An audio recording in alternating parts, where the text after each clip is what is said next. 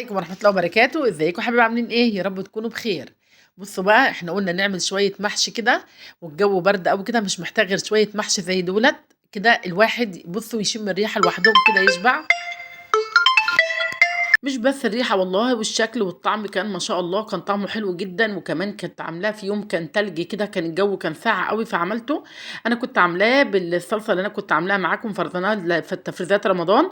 انا قلت لكم ان في واحده حبيبتي كانت طالبه ان انا اعمل لها محشي، بس كنت عايزني اعمله لها بالتسبيكه الاصليه بتاعه المحشي، اللي هي مسبكه محمره البصله. انتوا عارفين ان انا بعمل المحشي بتاعي كله ما بسبكش، يعني البصله مع الطماطم مع الفلفل كله بضربهم في الخلاط مع بعض. المهم تعالى نشوف هنعمله مع بعض ازاي دلوقتي. زي ما انتم شايفين دي طماطم، الطماطم دي انا كنت حاطاها في الفريزر سليمه، ولما طلعتها زي ما انتم شايفين بتفك كده معانا. بشيل منها القشر بتاعها بمنتهى السهوله. وكان معانا فلفل، وكان معانا ملح وبابريكا وكركم وفلفل اسمر وكمون ورشه سكر. وزي ما انتم شايفين كده، دي البصل اللي كنت برضو فرماه معاكم في الكبه كده في تفريزات رمضان. هنا في الحله على النار، ونزلنا بيها بشويه زيت، والبصله ايدينا فيها كده لحد ما تتحمر، تاخد تحمر حلو جدا جدا يعني، اللون الذهبي الحلو ده. وبعد كده انزل بالطماطم. شايفين الطماطم ما شاء الله كأنها صلصة متسبكة، مع ان هي مش مسبكة، بس انا سبتها طبعا في قلب المصفى لحد ما صفت المية كلها اللي كانت فيها الصفر دي نزلت منها. وقشرتها كمان، شلت منها القشرة بمنتهى السهولة، بتطلع معايا كده بمنتهى السهولة كده.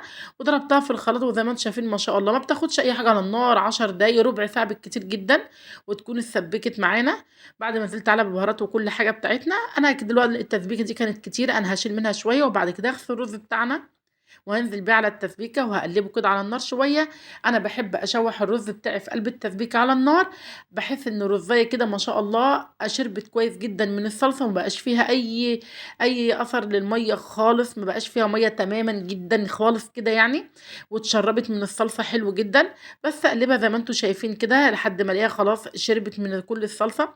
ده معانا بقى ال الكرنب اللي كنا مخزنينه مع بعض برضه، او اللي كنا مفرزينه مع بعض. انا خدت منه طبق كده علشان خاطر اعمل حله من المحشي.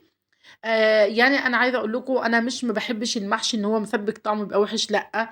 ما بيبقاش طعمه وحش ولا حاجه، بس هو بيتعبني. انا يعني انا المسبك بيتعبنا جميعا، مش انا لوحدي بس يعني. ليه خدنا على الاكل اللي هو ني في ني؟ بحس ان هو اسهل وافيد كمان وصحي اكتر طبعا. فعشان كده أنا أخدنا عليه إحنا من سنين، من ساعة ما اتجوزت تقريبًا وأنا باعمل أكلي كلّه ني في ني كده. أي أكلة، أي طبيخ أنا باعمله ني في ني.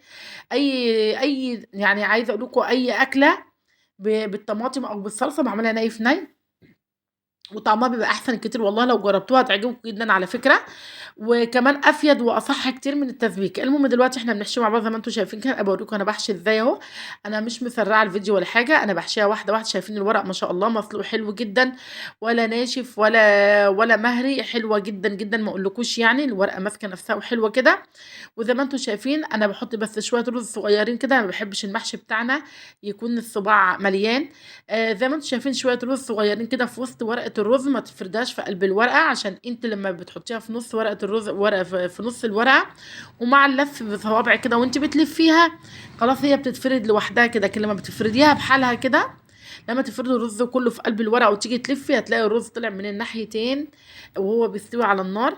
كمان لما تيجي تسويه على النار، انا لما اجي اسويه على النار انا بحط طبق كده في قلب الحله. بس صراحه ربنا انا ما حطيتش المره دي، علشان انا يعني كنت عايزه، يعني كنت مستعجله جدا. وحبيت برضو صراحه ربنا ان انا اعرف يعني المحشي يعني من غير ما احط الطبق دون، يعني فعلا هيفك ولا لا. بس هو صراحة ربنا بيفك لما اكون انت تنزلي بالشوربة مرة واحدة كده. لكن انا كنت نازلة شوية شوية كده بالكبشة بتاعتنا، ما نزلتش بكمية كبيرة.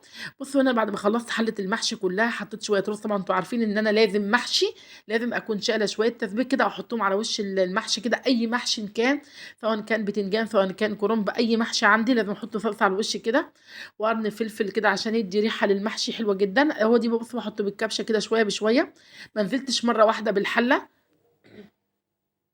ولعت عليه النار طبعًا على البوتاجاز لحد ما اتشرب، هدّيت عليه النار، وبعد كده شوية زيت كده من تحمير الفراخ على الوش كده بتاع المحشي، حلة المحشي بعد ما بتتشرب بتبقى تحفة جدًا، وصباع المحشي بيلمع، شايفين المحشي بيلمع كده ما شاء الله، وشايفين لونه حلو جدًا، وطعمه رهيب ما شاء الله حلو جدًا، جدًا. إيه رأيكم بقى؟ جربوا خلطة المحشي بتاعتنا ومن إيديّا، وجربوا شايفين دي الصلصة بتاعتنا شايفين حمرا جدًا ما شاء الله، أنا مش حاطة عليها أي حاجة خالص ولا أي إضافات أصلًا، ولا زي ما بيحطوا كده بيحطوا عليه بنجر ولا لا، لا، لا، ما باحطش أي حاجة من دي خالص، خالص. أنا باحب أعملها صلصة كده طبيعية كده زي ما أنتم شايفين، إيه رأيكم فيها بقى؟ لو عجبتكم وصفتنا يا ريت ما تنسوناش في اللايك والشير وتفعيل الجرس علشان يوصلكم مننا كل إشعاراتنا وكل فيديوهاتنا الجديدة، والسلام عليكم ورحمة الله وبركاته.